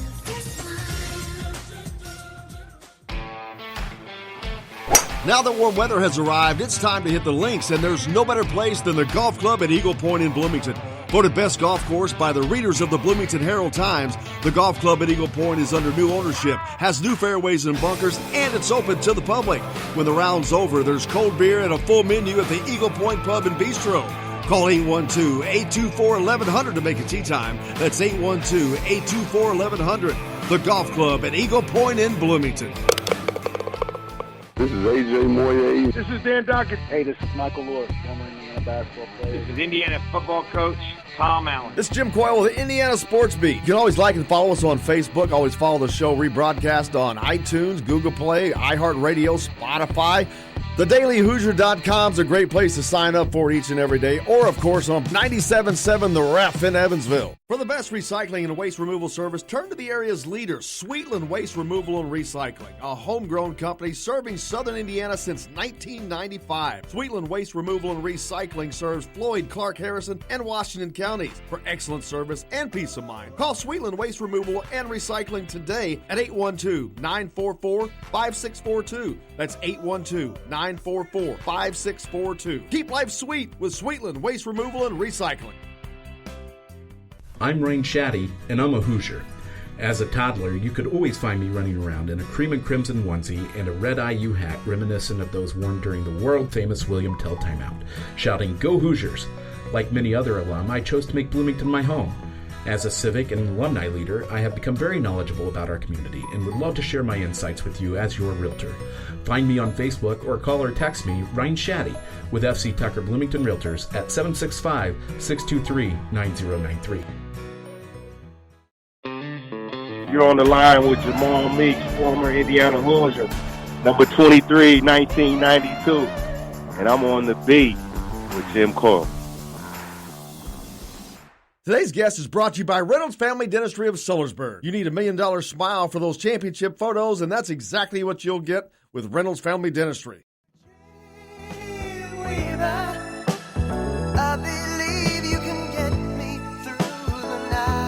Welcome back to Indiana Sports Beat Radio, of course, coming to you from the Golf Club at Eagle Point Studios here on this hump day, September 18th. Joined now by our good friend Matt Weaver from Pigs.com. Matt, how are you, brother? I'm doing okay. How are you guys? Getting by, ready for round 4. Indiana looking to take on the UConn Huskies this week, trying to get back to business after a humbling and humiliating loss last week to the Buckeyes. Of course, the big question everybody's wanting to know about Michael Penix. We haven't been told anything that I know of, and I don't personally expect he'll play this week, Matt. I don't know what you think. Yeah, a gun to my head would probably be that he sits again. I know they like to get him reps, like Coach Allen said on Monday, because he's obviously a young player who reps against anybody are valuable. So, I think they like to get him those reps, especially with a tough game the week after at Michigan State. But if playing him could risk further setback as far as his injury, then obviously it makes sense to not play him, and it should be a game that you can win without him. I mean, I think the margin of error, obviously changes with Peyton Ramsey instead of Michael Penix, but it's still a game where you should be okay. Yeah, I think that and I'll be honest with you, I don't think that even if Michael Penix was starting last week that it would have made a ton of difference as far as the outcome. It obviously would have made some differences in some place, but man, Ohio State really showed they're a special team. We're one of the top teams in the country without doubt. Yeah, I mean, you could have put Patrick Mahomes at quarterback, and it wasn't going to change the outcome of that game. I mean, it might have changed the outcome of some plays, but the bottom line is, I don't care you have a quarterback. If you're getting absolutely physically whipped up front, you have no chance. I don't care who you got back there. I mean, you could have put Michael Vick in his prime back there when he could run around, and he'd still be getting killed because you're just, you can't make 11 guys miss, and sometimes it felt like there was 11 guys in the backfield last week for Ohio State. So, we knew going in that was going to be an extremely difficult game, that winning it was the odds were low. I think it's not so much that they lost, it's disappointing. It's just how they lost. I mean, there was really not a lot of fight. They kind of, usually when Indiana gets punched in the mouth, they punch back, and I just didn't feel like they did that. And, obviously Ohio State had a lot to do with that. Give them a ton of credit. I mean, they're really good. I think, offensively, they were good last year. I think the biggest difference is they've got basically a whole new defensive staff except for maybe one guy, but new coordinators and everything. And I think I don't know what their scheme maybe a little bit simpler this year. But they're just letting their guys go out there and play. They're just lining up and playing. And, they got such great players. I mean, there's maybe Clemson and Alabama can match them for talent, maybe Georgia. But there's 99% of the teams in college football can't touch them when it comes to talent and depth. But you still got to play, and they were fantastic. Chase Young was just incredible. I mean, I can see why everybody's talking about him being a top, 2, 3, 4, 5 pick in the NFL draft. But I mean, from Indiana's point of view, it's just, At this point in the season, there are a couple things that are concerning. We talked about Penix. When will he be back? That's obviously a little bit of a concern. It doesn't sound long term, but you like to get him back as soon as possible. But I think the biggest thing for me is the O-line. I didn't expect him to dominate this season, but I expected them to dominate against Eastern Illinois, and they really didn't. They were okay. They got whipped last week against Ball State. They weren't that great. To me, that's the biggest concern. Because I don't know, whoever's at quarterback, you got to be able to run the ball a little bit, and you got to be better than what they've been. And I don't know if it means changing guys around, trying new guys, but they've got to get that figured out. And then defensively, it's not been great. Two out of three performances, they really haven't been very impressive. And they're really struggling to tackle. And they seem to get the calls in late. IU seems to be lining up when the team's snapping the ball. I don't know. Sometimes I think maybe just get the call and let your guys play, but I'm not a coach. But those to me right now, 3 games in, are kind of where my concerns are. Yeah, Tim texts in, he notices that UConn also had a bye week, so they had an extra week to prepare for this game, but they're still a 27-point underdog. Yeah, that's a lot of points. Especially for a team that just got beat by 41. Yeah, that's a lot of points. I mean, they played Illinois pretty tough, and I think Indiana's better than Illinois with their full strength. Listen, this is a game they should win, but we're going to find out about Indiana and mentally what kind of resiliency they have, because that was like a Big Ten team against an FCS team on Saturday. I mean, that's what that was. That was a total domination. And it was embarrassing and humiliating, like you said. And we're going to find out. You need to come back and you need to make a statement this week, and you need to play like their season. Like their season rests on this game, because in a lot of ways it does. It's just one game and it's early in the year, but you need to show something this week. And I'll be interested to see how this team comes out and what kind of fight they show, and what kind of adjustments they've made. Now, obviously, the talent's going to be better. Indiana's talent is going to be better than UConn's, and the talent from last week to this week is going to be significantly different that they're facing. But still, how you play shouldn't change from week to week, and hopefully from here on out, we get back to the Indiana team that we've seen under Tom Allen for the last few years. Yeah, here's an interesting stat for you. UConn actually holds a 2-0 edge in the series. They won 34-10 in Storrs, Connecticut in 2003, and they won 14-7 in Bloomington in 2006. Obviously, different teams, different everything. But UConn was still UConn at the time, playing a much larger school. So it's not like it's unprecedented. Yeah, and you had to bring up the 2006 game. I was on vacation with my my wife in Florida, and we left a day early to come back for that game. It was horrible. Indiana didn't score an offensive touchdown. It was one of the biggest mistakes of my life, leaving Florida a day early for that. But totally different. I mean, that was a long time ago, and nothing's the same with either program. I mean, UConn is really cratered. I mean, there's even talk of them maybe going back to like an FCS program. They're arguably easily one of the worst, BCS programs in the country. I mean, they're not good, and they're improved from last year, but they really had nowhere to go but up. But yeah, it's interesting that they've only played them twice. I think the first game was the opening game of their stadium back in whatever year that was, 2003 or 4. And I think Indiana goes back there. Was it next year or the year after? And part of this deal, but. Yeah, like I said, this is a game you got to win. It's a game you got to come out, and you really got to make a statement, and you got to show your fans who right now are really having some serious doubts, and it's hard to blame them.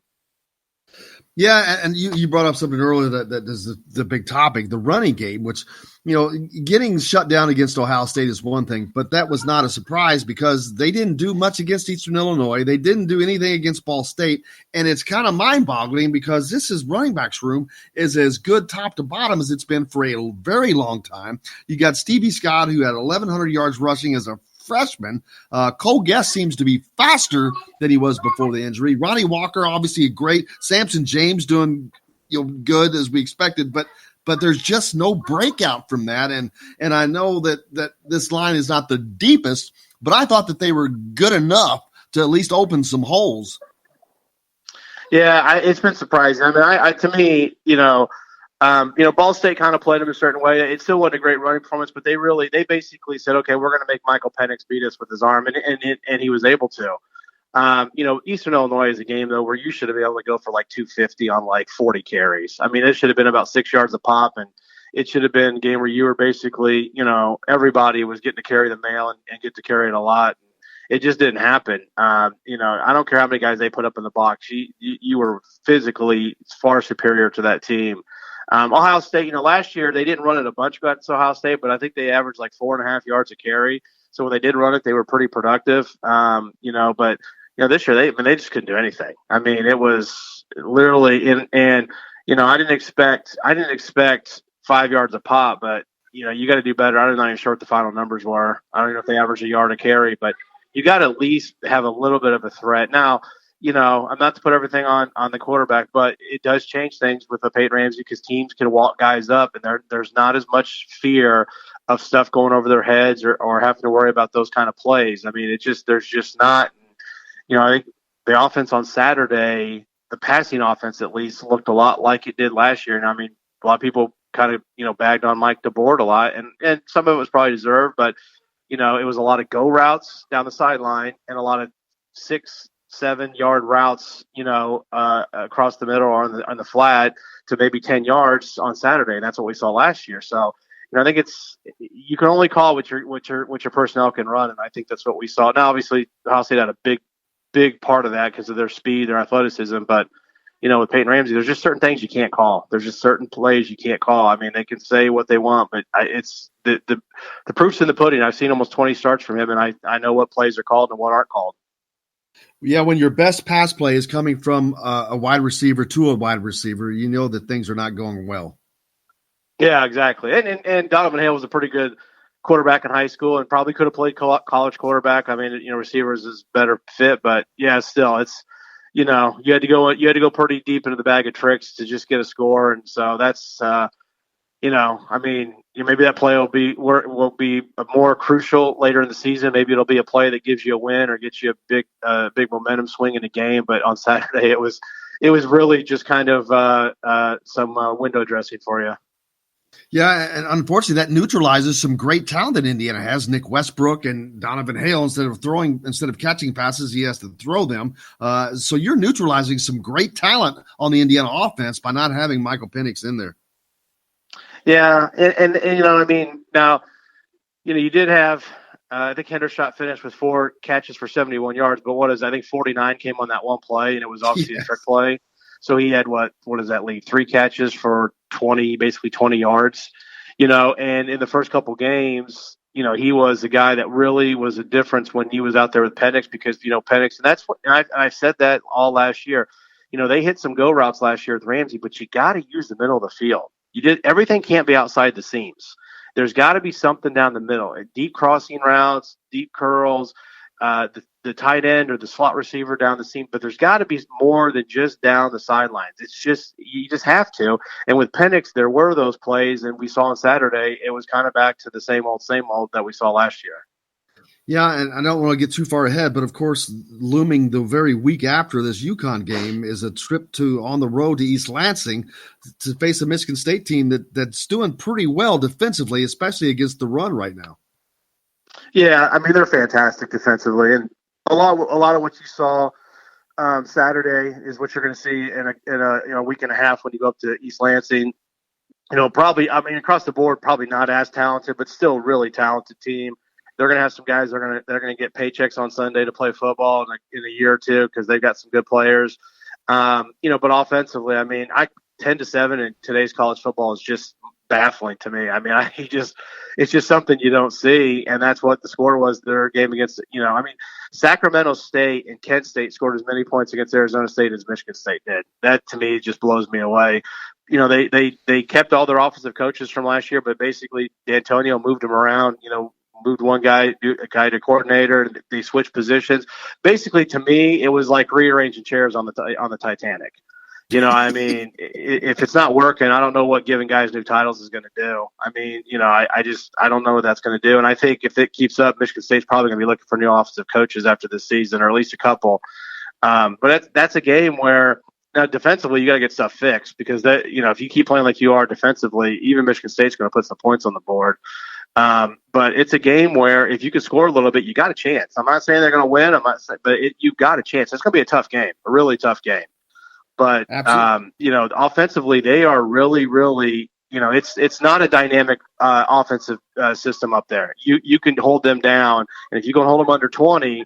You give yourself a shot. Now, it's scoring 20 points against Michigan State. What was it, a couple years ago? Indiana, I think they had 9 points or something, whatever it was. So It's not going to be easy, but you at least give yourself a shot.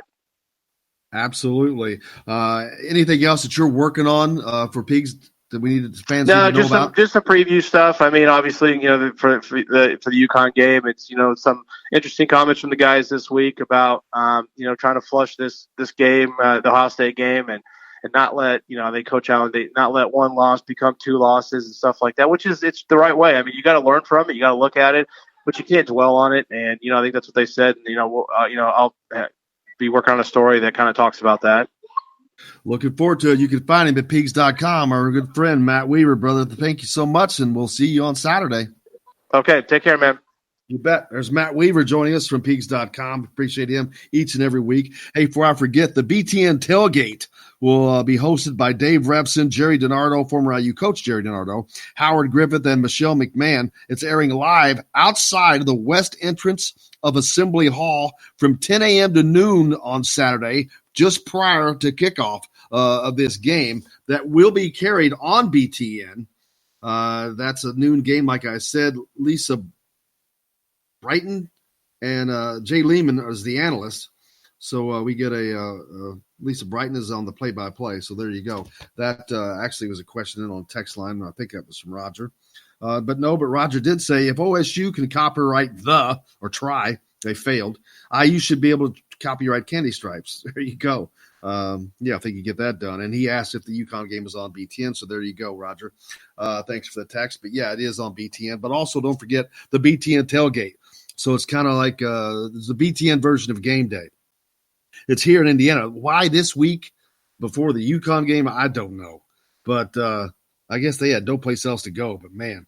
Anyway, Dave Repson, former IU coach Jerry DiNardo, and Howard Griffith, Michelle McMahon, they'll be outside of the west entrance of Assembly Hall. That's the entrance between Assembly Hall and the stadium. It's where they do the walk, so they'll catch the players coming through there, so that'll be pretty cool. And if you haven't been over there for the walk, it's kind of a cool deal as well. But, hey, stay tuned. We got more coming up here. Taylor Tannenbaum from WTHR 13 in Indianapolis is going to join us next on Indiana Sports Beat Radio. Back with more from the Golf Club at Eagle Point Studios right after this.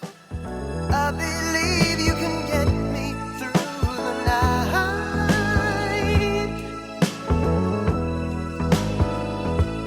Ooh, dream weaver. I believe we can reach the morning light. Hello, everybody. Jim Coyle from Indiana Sports Beat. When I'm not covering the Hoosiers, you can find me at Bubba's 33 in Clarksville, located on the northeast corner of I-65 at Veterans Parkway. Bubba's 33 has hand-tossed pizzas, bold burgers, and ice-cold beer from a select list of local craft brewers.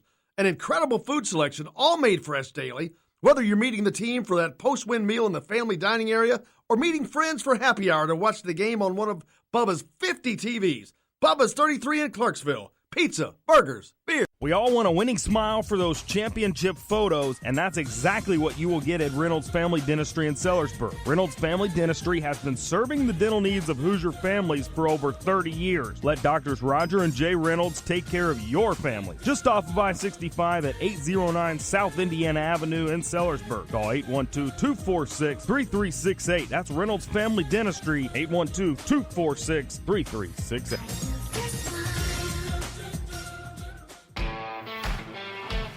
Now that warm weather has arrived, it's time to hit the links, and there's no better place than the Golf Club at Eagle Point in Bloomington. Voted best golf course by the readers of the Bloomington Herald-Times, the Golf Club at Eagle Point is under new ownership, has new fairways and bunkers, and it's open to the public. When the round's over, there's cold beer and a full menu at the Eagle Point Pub and Bistro. Call 812-824-1100 to make a tee time. That's 812-824-1100. The Golf Club at Eagle Point in Bloomington. This is AJ Moye. This is Dan Dockett. Hey, this is Michael Lewis, former Indiana basketball player. This is Indiana football coach Tom Allen. This is Jim Coyle with the Indiana Sports Beat. You can always like and follow us on Facebook. Always follow the show rebroadcast on iTunes, Google Play, iHeartRadio, Spotify. TheDailyHoosier.com is a great place to sign up for each and every day, or, of course, on 97.7 The Ref in Evansville. For the best recycling and waste removal service, turn to the area's leader, Sweetland Waste Removal and Recycling, a homegrown company serving southern Indiana since 1995. Sweetland Waste Removal and Recycling serves Floyd, Clark, Harrison, and Washington counties. For excellent service and peace of mind, call Sweetland Waste Removal and Recycling today at 812-944-5642. That's 812-944-5642. Keep life sweet with Sweetland Waste Removal and Recycling. I'm Rain Shaddy, and I'm a Hoosier.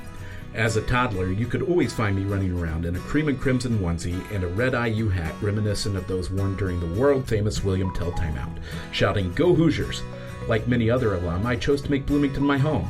As a civic and alumni leader, I have become very knowledgeable about our community and would love to share my insights with you as your realtor. Find me on Facebook or call or text me, Ryan Shaddy, with FC Tucker Bloomington Realtors at 765-623-9093. This is James Blackman Jr., former Indiana Hoosier. Make sure you're keeping up with the Hoosiers on Indiana Sports Beat. Today's guest is brought to you by Bubba's 33 in Clarksville, with hand-tossed pizzas, bold burgers, and ice-cold beer. Pizza, burgers, beer. Bubba's 33 in Clarksville.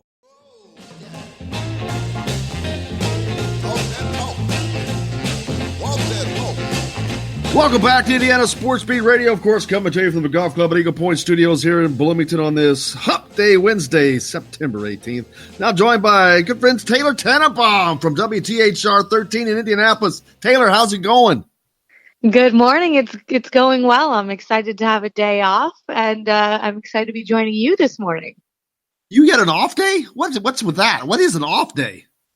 Once in a while. Adam Vinatieri didn't retire, so we're in the clear. And we are moving forward. Yeah, that was a big. I thought I definitely, if you would have come to me and said, "All right, you have to bet, is he staying or going?" There's no way I would not have bet that he was not retired, that he was retiring. I thought for sure that he was just going to pack it in and go. But man, he's going to try to turn it around. Yeah, 24 years in the league. I guess we'll do that too. You don't want to end on that note. So I think he's got more left in the tank. We'll see on Sunday, right? Absolutely, absolutely. Taylor's, you're not a native Hoosier, but you've been here for a while now. But Norma, South Florida girl, tell me about that. I'm a South Florida girl now living in the Midwest, but I've been all over. You know, I grew up in Fort Lauderdale, went to Florida State, so I just keep moving north, it seems like. I lived in Alabama for the last 5 years, worked in small town Dothan, if anyone knows where that's at. I worked in North Alabama in Huntsville. And then I've been here for about a year and 2 months now. I just keep moving closer to the snow, which I don't love, but I do love Indianapolis. I love Central Indiana, and I've had a great time so far here. Wonderful sports, wonderful, amazing people, and some great, great stories out there. So, yeah, Florida girl at heart, but I actually like seeing the rest of the country. It's been kind of fun. And if you follow Taylor at all, you know she is able to cover all kinds of sports. Indianapolis, that's one of the great things about it. It offers such a diverse array of sports. I mean, you've got auto racing, basketball, football, professional sports, college. It's got everything. That's got to be a fun deal to be able to cover so many different aspects of the sports world. Oh, that's the best part is like, you know, no day is the same. So, you know, you cover Colts one day and then the next day you might have an awesome, you know, getting ready to do a high school profile on a female who plays high school football. Then one day you're out at the track doing something. Then you head down, you know, to some college sports. And it really is. There's so much to offer here in Indy. You have, you know, AAA baseball. You have the Pacers. It's just there's always something going on. And it seems like, you know, I was told when I moved here, obviously basketball is king in Indiana. But I've really found that football kind of is too. It's elevated a lot here over the years, I feel like, and I've been pleasantly surprised and impressed by the amount of fandom when it comes to football too. So that's been really fun because obviously that's always been my main sport. and what I've covered. So always something different to offer and some really, really incredible athletes. I think Indiana's a little bit underrated in that department. Yeah, I think Peyton Manning did an excellent job of transforming a basketball state to one that certainly enjoys professional football, period, but especially with the Colts and whatnot. But yeah, that was a magical ride. But you also, I mean, coming from where you come from, Florida State, great football program, Alabama, you got to cover some great stuff. Oh yeah, I mean, well, Florida State is historically great, going through some struggles right now, so we're living through that, I guess. But yeah, back in Alabama for 5 years, the 5 years I was there, I went to 4 different national championships, 1 with Auburn, 3 with Alabama, a semifinal with the one which they lost to Ohio State. I was at that one too, so fell short of going to 5 straight national championship games to cover. So that was probably something I could have never asked for anything more in a first or second job, is being able to cover things like that. I mean, in Alabama, there's no pro sports, but that's as close as to professional sports as you're going to get when you cover Alabama and Auburn. And it was just an incredible, incredible experience. And I encourage anyone who's never been to the South for a football game to go, because it is just an incredible, the way people care down there it's religion, and it's incredible. And I mean, going to school at Florida State was just a blast. And I was there I left right as Jameis kind of transitioned into being the starting quarterback. So I missed that era, but I got to see the end of Bobby Bowden and just the transition into Jimbo. And it was just really, really good stuff. But I did get to go to the Florida State Auburn National Championship as a reporter. So that was a treat. I got to go for work. So I will say I will always treasure that memory. That's for sure. Yeah, I just watched there was a special on the other day of the Bobby Bowden years of Florida State. I'm like, wow. I mean, I knew about it. I was alive during it, so I knew all about it. But you kind of forget, right, man, that not only were I know they were good. They won 2 national championships. But, boy, if it hadn't been for Miami, he may have been able to add a couple more. No, it was incredible. And I will say, growing up in Fort Lauderdale, I did used to go to, those games at Miami at the Orange Bowl when you used to, they were incredible. 2001, that year, where those years where they were just so much fun. That was an awesome experience too. As a kid, I'll always remember that it was a scene down there in Miami. So yeah, if it weren't for Miami all those years, probably would have been a lot better for Florida State. But I do believe they both need to get back on the map a little bit for college football to be as great as it can be, because they're riding the struggle bus right now. Florida State's at the steering wheel. Absolutely. And I know, unfortunately, you're not getting to go through the times where Indiana basketball is at its peak, like it has been for so long. They're kind of struggling as well. But I think I would definitely equate Indiana basketball to any Southern school in football. It is that crazy here. Oh yeah, and I've learned that firsthand. That rivalry is here, and I love it, between IU and Purdue. And I went to a couple of IU games this season, and granted, I know it wasn't the season I'm sure everybody had hoped for with Romeo and all that, but it was, the environment in there was really, really, really cool. And I really enjoyed that. And I'm hoping, hey, they kept some in-state products right here. So I think this season could be a lot of fun, and I'm really looking forward to kind of immersing myself in that a little bit more. And I will say, the football too, I had a lot of fun covering it last season. I know we're just getting started here. Home games kind of starting to ramp up, but the football, I was even a little bit pleasantly surprised. There was some fun little games I went to last year. Yeah, unfortunately, Indiana right now without its starting quarterback, like a lot of teams, unfortunately, Michael Penix, and I don't expect him to play this weekend. There's been no word, but because it's UConn, they're a 27-point favorite. They've got Michigan State next weekend, so I think they give him another week off as they prepare for that. But, man, he's been a dynamic presence on that IU football team. It was pretty obvious in that first game when, Tom Allen had come out and said, like, it's not that we necessarily, the other quarterbacks don't have it. He just has something that they don't have. He said something along those lines, and it was very obvious he had that dynamic playmaking ability, and you saw it a couple of times with that big throw to Nick Westbrook, and those are the type of plays that he can make. And it was unfortunate they didn't have him this week, because I think, maybe it could have been more of a game. And obviously, when you lose your starting quarterback, that puts a damper on everything. It sets everyone back, behind the 8 ball. But this I feel like the next couple of games is really a good chance for them to rebound. I know Michigan State really struggled offensively against Arizona State. So that's something to look at. And if IU wants to kind of get back on track, obviously UConn is definitely a place that they can do it. And then if they get Penix back, there's no reason that they can't emulate the situation that Arizona State was in and do the same in East Lansing. And that could be massive, massive, massive for this program. So I'm hoping, for the sake of the team and just being able to watch a great player play, that Penix is able to get back on the field here soon. Oh, absolutely. Looking forward to that because he's been such a dynamic player. I wanted to see him on the field a lot last year, and unfortunately he went down with that season-ending injury against Penn State. But I agree with you. If they have Michael Penix back from Michigan State, they're a definite threat. I mean, they have a great receiving core. They have a great running backs room. Unfortunately, they have not been able to run the ball. It's blowing everybody's mind. It's so disappointing because Stevie Scott is so good and we saw such flashes from him last year, and you want to be able to see that go again because, like with a lot of football teams, the Colts have been preaching it a lot. When run game goes, the team goes.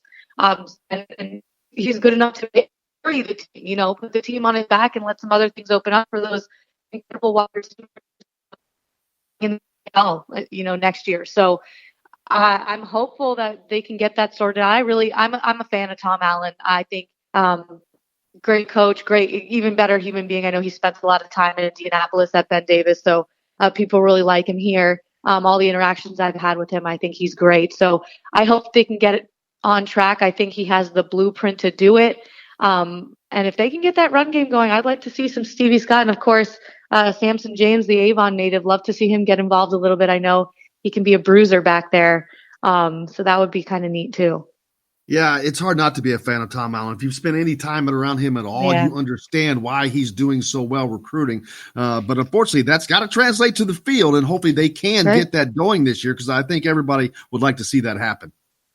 Yeah, it's a business, right? Just like anything else, you have to put the product on the field and get it done. And I think just talking to the players before the season, they really believe that, that LEO, that they really are together this year, and they believe that they have something special. It's just a matter of believing it, especially after you've been, beaten as hard as you have against Ohio State, which doesn't feel good. But then again, it's Ohio State, and we all know that Indiana is not going to be the only team that falls to them that hard this season. So if you can get past that and move forward, and they can play for their coach and play for each other and get Penix back on the field, get this run game going.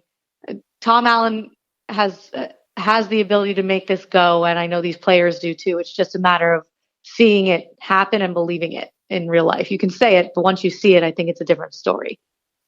Getting to watch a lot of high school football as you do, how do you grade the Indianapolis area, Indiana high school sports, especially football, as you've been around a lot of part of the southern part of the country as well? Gosh, really good. And like I said, football is obviously king in the South and basketball is technically king here. But I have found that when I go out on Friday nights, these schools' student sections, because we do a lot with the student sections, are out of control. They're hands down way better than anything I saw in Alabama. I can say that. And I truly believe that. They come out in full force on Friday nights. And I'm learning every single week of new kids that, before I got here who have maybe been out of high school for 2 or 3 years, people that I didn't cover, who are playing at Power 5 schools that I just never even knew about before. So there's a lot of talent. Like I see some really good football on Fridays here in Indiana and basketball wise too. Obviously, there are just so many people who come out of here. I'm surprised, and every single time the Pacers have a visiting team here, they like to post outside the visitors' locker room, Indiana natives who come home, and there's always somebody. And I'm always so not surprised, but it's just eye-opening that there really is so much talent here. And I've really enjoyed my high school coverage here because, a lot of people are like, the football's not going to be the same. But I enjoy the Friday nights here. And I think even basketball season, we do Friday nights as well, Operation Basketball. And I've seen some incredible stuff. Trace Jackson was a lot of fun to watch last year. I know he's at IU now. So I'm looking forward to seeing that continue because he's just so dominant. Absolutely. And so I saw that a few weeks ago, the Brickyard was in town, and I saw your coverage on that, and I was like, wow, that was awesome coverage. Loved your reporting there. But just that was there's another fun event that comes to Indianapolis in addition to the Indianapolis 500. But you got NASCAR and IndyCar racing. Unique. But how was your NASCAR experience? Well, thank you, first of all, for that compliment. I appreciate that. But honestly, I didn't grow up a NASCAR fan in South Florida. I know there's Homestead down there, but it was never a thing for my family or myself. Moving to Alabama, you start to cover Talladega.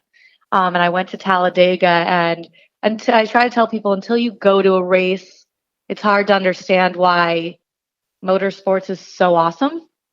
So since then, I've really followed NASCAR. I enjoy it. So I look forward to the Brickyard. I never covered IndyCar before I moved here, and that honestly has started to supersede my love for NASCAR. I think IndyCar is incredible.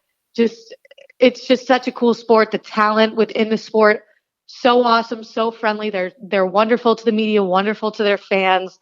Some great stories. But the Brickyard's a blast. And although I know it hasn't been, as populated as it has been over the last few years, it's moving to July next year, which could be a lot of fun. 4th of July, spending it at the track. I mean, nothing says America more like a weekend of NASCAR. So, I have a lot of fun with racing, and I think it's extremely underrated. And I encourage everybody who's never watched these cars on the track. I know on TV it can be kind of boring to watch them turn left for hours. It's really, really cool to see in person. There's a lot that goes into making a car go, and I think that's what fascinates me the most. It's not just a guy getting behind a wheel of a random car. There's a lot to it. Yeah, I too I'm a big fan. I watch it like a nerd, but I don't mind the going around because there's so much going on there's so many games within the game when it comes to NASCAR. And I love it. And the thing I personally like it a little bit better than Indy cars because of the contact of not the wrecking necessarily, but just the being able to bump to move them out of the way. And there's a lot of strategy going on, man. And you're doing it all at 200 miles an hour.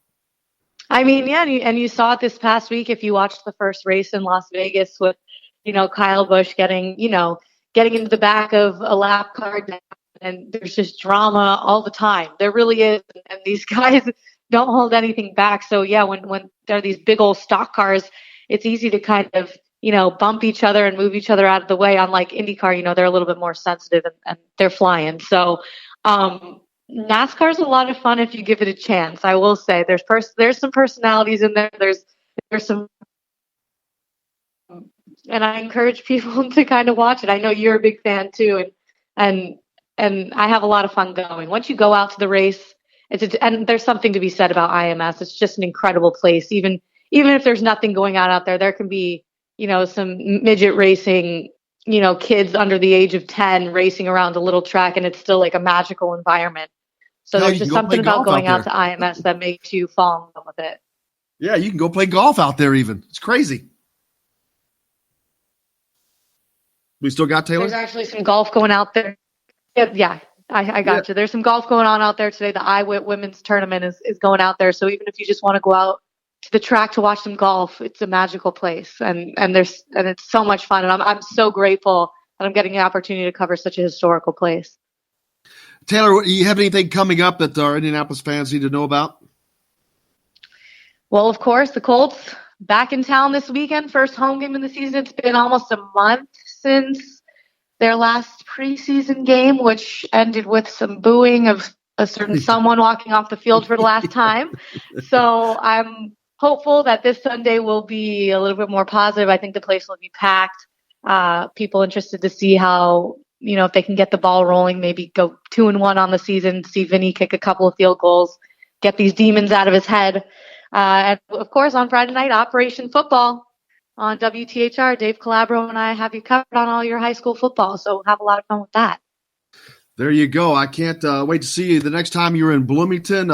Make sure you follow her, Taylor Tannenbaum, on Twitter. Follow her on WTHR as well for her great coverage. Taylor, I can't thank you enough for taking time on your day off to talk with us here today, and I look forward to doing it again in the future. I appreciate you so much. Thank you for having me, and I'll talk to you soon. I'll be in Bloomington soon for sure. Awesome. Good deal. Taylor Tannenbaum, WTHR, joining us here on Indiana Sports Beat Radio. Happy to have her. Does a great job. So make sure you give her a follow at WTHR. Hey, that's going to pretty much wrap up our program today. Thanks a lot to Matt Weaver and to Taylor, of course, Matt Weaver from Peaks.com. Make sure you follow those. Tomorrow we're back to our reporter segment. We'll come out with, I'm not sure who all we're going to have on with that yet. I haven't put that together. But then, of course, on Friday, you got Tom Brew from Sports Illustrated Indiana. You got the Todd father, Todd Leary, going to be joining us as well. So we got a lot more coming up this week as Indiana prepares for a UConn on Saturday.